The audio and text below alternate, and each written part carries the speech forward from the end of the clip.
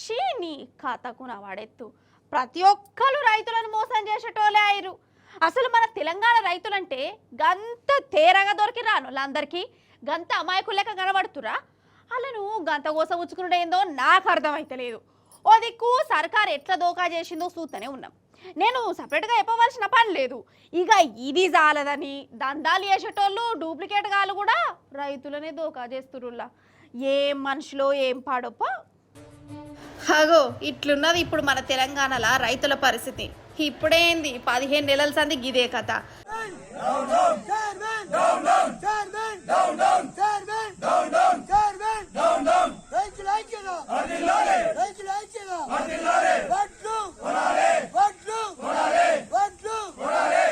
రోడ్ల మీద కచ్చుడు ధర్నాలి.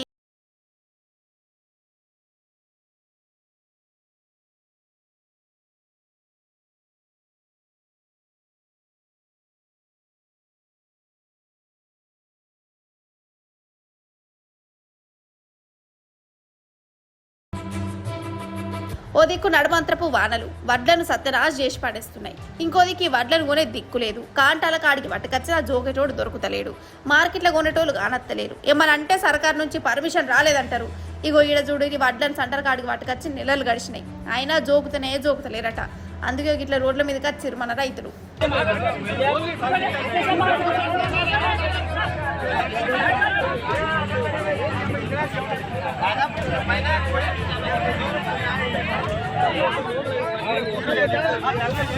సర్కార్ పనితనం గట్లున్నదా? ఇక ఇంకో దిక్కు ఈ నిజామాబాద్ చూడురి ఒకడు దందాలు చేసేటోడు రైతుల కాడ 4 కోట్ల రూపాయల దాకా మోసం చేసిండట. సురేష్ నాయుడు అనేటోడు కర్ణాటకోడు మన రైతుల కాడికొచ్చి అడ్లు కొంట బొచ్చడు పైసలు వస్తాయి అన్నాడట. సరే పాటు సర్కారు కొంటలేదు కదా అని ఈయనకు అమ్మిరు. కానీ ఆడిప్పటిదాకా పైసలు ఇచ్చింది లేదు. పైసలు అడిగితే బెదిరించుడట. ఈ గోపిక పోయి వానికాడ మోసపోయిన రైతులు పోలీస్ స్టేషన్లో ఫిర్యాదు ఇచ్చారు. రైతులకి మా డబ్బులు మాకు, రైతులకి. మేము తెలంగాణ రైతులము, మహారాష్ట్ర రైతులు అండ్ చుట్టుపక్కల ఉన్న గ్రామస్తుల రైతులు, చిన్నకారు రైతులు ఉన్నారు. మేము 8 నెలల నుంచి ఈ బాలాజీ అనే వ్యక్తికి మేము వడ్లు అమ్మాము.